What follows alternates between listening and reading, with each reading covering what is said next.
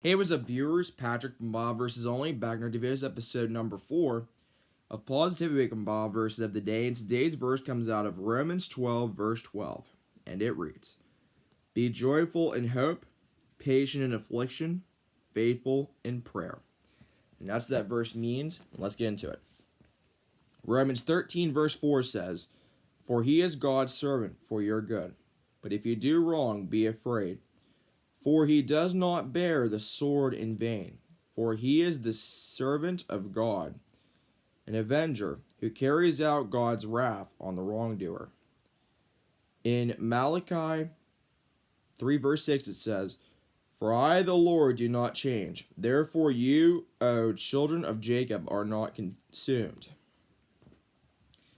In Nehemiah 4 verses 17 through 18 it reads, "Who were building on the wall, those who carried burdens were loaded in such a way that each labored on the work with one hand and held his weapon with the other. And each of the builders had his sword strapped at his side while he built. The man who sounded the trumpet was beside me." In 1 Samuel 25:13 it says, "And David said to his men, every man strap on his sword. And every man of them strapped on his sword. David also strapped on his sword, and about 400 men went up after David, while 200 remained with the baggage." In Deuteronomy 28, verses 47 through 48, it says, "Because you did not serve the Lord your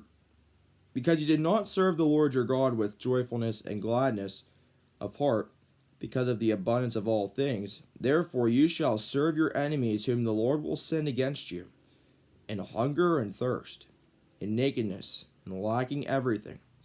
And he will put a yoke of iron on your neck until he has destroyed you." And finally, in John 14, verse 26, it says, "But the Helper, the Holy Spirit, whom the Father will send in my name, he will teach you all things and bring to your remembrance all that I have said to you." And the verse to leave you with today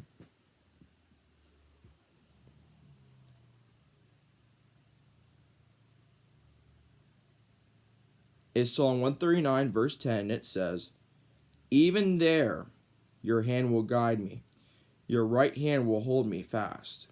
And that's going to do for the video. Thanks for watching. And thanks to me again, viewers, in every way, God's way is always the best way.